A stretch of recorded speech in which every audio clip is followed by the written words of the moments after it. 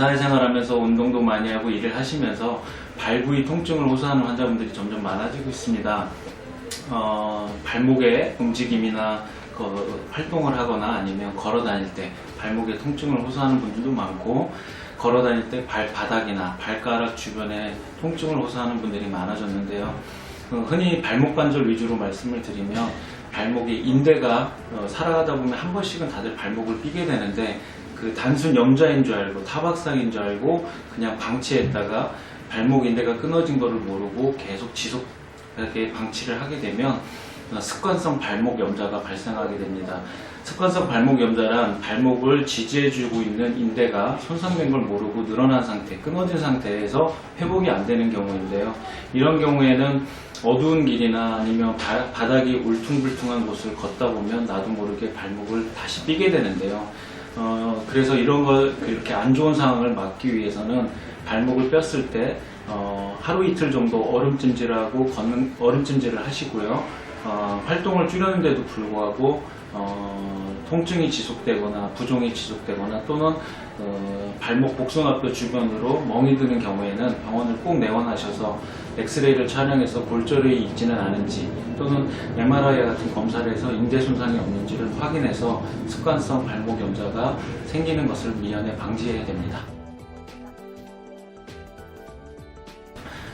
발목 통증 중에 또 흔한 경우는 발 뒤꿈치뼈 위쪽으로 아킬레스건 주변이 붓고 아픈 아킬레스 건염입니다. 활동을 많이 하다 보면 아킬레스건이 뒤꿈치 종골뼈에 붙는 부위에 염증이 생기는 경우인데요. 아킬레스건 자체에 염증이 오거나 인대가 뼈에 붙는 자리에 염증이 생기는 걸 모두 통틀어서 아킬레스 건염이라고 합니다. 우리 흔히 말해서 운동을 많이 하고 종아리에 알이 배는 것처럼 그런 걸 근육통이라 하듯이 아킬레스 건염이 오면 너무 이렇게 금방 좋아질 거라고 생각하고 그냥 일상적으로 일을 하거나 운동을 하다 보면 아킬레스 건염이 쉽게 회복하지 못하고 그게 만성으로 변하게 되면 조금만 걸어도 뒤꿈치 쪽이 너무 아킬레스건 쪽이 너무 아파서 쩔뚝쩔뚝 걷는데 지장이 있게 됩니다.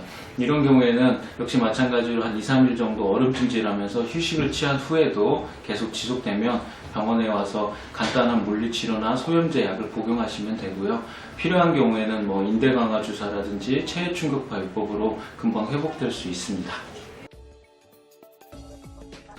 아킬레스 건염하고 흔히 동반되는 질환이 있는데요. 우리 발바닥이 바닥에 닿기만 하면 아파서 걷기 힘들어요 하고 호소하시는 환자분들이 많습니다. 이걸 족저근막염이라고 하는데, 많이 걷다 보면 발바닥 근육을 덮고 있는 근막이 두꺼워지면서 거기에 염증이 생기거나 또는 두꺼워진 근막이 물리적으로 우리 발바닥에 있는 신경을 누르게 돼서 발바닥이 아프고 저리고 화끈거리는 이상감각증을 발생시키는데요.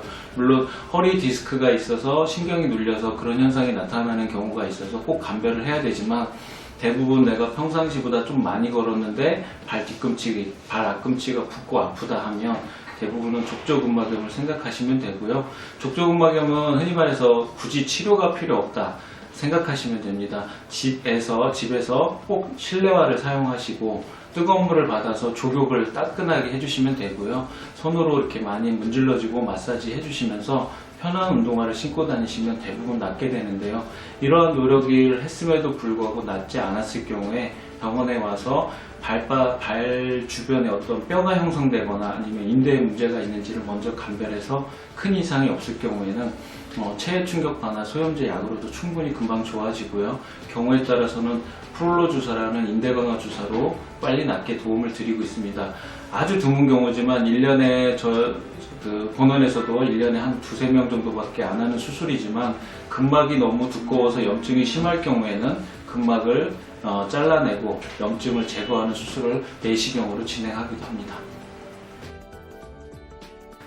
요즘 젊은 분이나 나이가 많으신 분이든 여자분들 엄지발가락이 두 번째 발가락을 향해서 점점 휘면서 심한 경우에는 두 번째 발가락 밑으로 회전하면서 기어 들어가는 무지외반증, 엄지발가락이 바깥으로 휘는 무지외반증 환자가 많아지고 있습니다.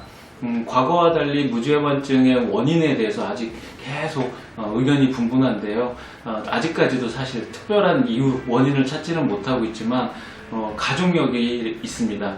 엄마나 외할머니가 무지해반증이 있은 경우에는 손녀나 딸, 자매분들이 그걸 따라가는 경우가 많은데요. 그래도 남자분에 비해서 여자분들이 20배 이상 발생하는 걸로 봐서는 좁은 구두나 하이힐 같은 걸 신으면서 발이 앞쪽으로 모아지면서 체중이 실리면서 엄지발가락에 변형이 오지 않나 이렇게 대부분 생각을 하고 있습니다. 무지해반증은 그냥 놔두게 되면 나중에 두 번째 발가락으로 엄지발가락이 기어 들어가게 되면 걷는데 지장이 많아지고 통증이 심해서 걸을 수 없게 됩니다. 이런 경우에는 초기에 발가락 사이에 엄지발가락을 벌려주는 보조기나 아니면 흔히 집에서 수건이나 부드러운 천을 잘라서 발가락 사이에 끼고 양말을 신고 다니면 이 변형을 그래도 막아줄 수가 있고요. 경우에 따라서는 네일 아트 샵에서 이렇게 발가락 사이에 끼는 스티로폼 같은 게 있는데 이런 걸 이용해 주시면서 밤에 잘 때 끼는 것도 큰 도움이 됩니다. 하지만 이러한 노력에도 불구하고 계속 아픈 경우에는 병원에 내원하셔서 사진을 찍고 15도 이상이 휘었을 경우에는 단순 보조기, 25도 이상이 휘었을 경우에는 수술적 치료가 필요한 경우도 있고요. 수술 이전에 프롤로 인대강화 주사나 충격파해법, 소염제 약물치료법으로도 많이 호전되니까 병의 신호를 보내면 빨리 병원을 내원하시는 게 좋을 것 같습니다. 요즘 들어서 운동하거나 일을 하면서 손저림 때문에 병원을 내원하시는 분들이 많은데요. 젊은 분들은 어떤 운동이나 일을 하면서 과도하게 손을 쓰면서 일시적으로 손이 저린 경우도 많지만 50대 이후에 폐경 무렵 이후에는 여러 가지 이유에서 손저린 경우가 많습니다. 가장 흔한 거는 손목 터널 증후군이라 해서 여자분들이 집에서 가사 일하고 운동하면서 우리 손바닥 중앙에 정중신경이 지나가는 자리에 인대가 두꺼워지면서 정중신경을 누르게 되면 새끼손가락을 제외한 나머지 손바닥이 저림 증상이 생기는 건데요. 보통은 손목을 이렇게 30초 이상 유지했다가 뺐을 때 손이 갑자기 더 저려지면 열의 아홉은 손목 터널 증후군이 많기 때문에 자가 진단을 해볼 수가 있고요. 이런 테스트를 해봤는데도 그런 현상이 없으면 다른 쪽을 많이 생각하는데 경추, 목 디스크인 경우에 그 신경이 눌려서 손바닥이 저린 경우도 있습니다. 이런 거는 감별하기 위해서는 병원에 내원하셔서 복 사진을 한번 찍어보고 이학적 검사를 하면 쉽게 감별을 할 수 있기 때문에 목 디스크를 너무 오래 방치하게 되면 손목 터널 증후군인 줄 알고 그냥 기다리다가 손에 저림 증상이 영구적으로 남거나 마비 증상이 올 수 있기 때문에 초기에 이런 검사를 해보시는 게 좋을 것 같습니다.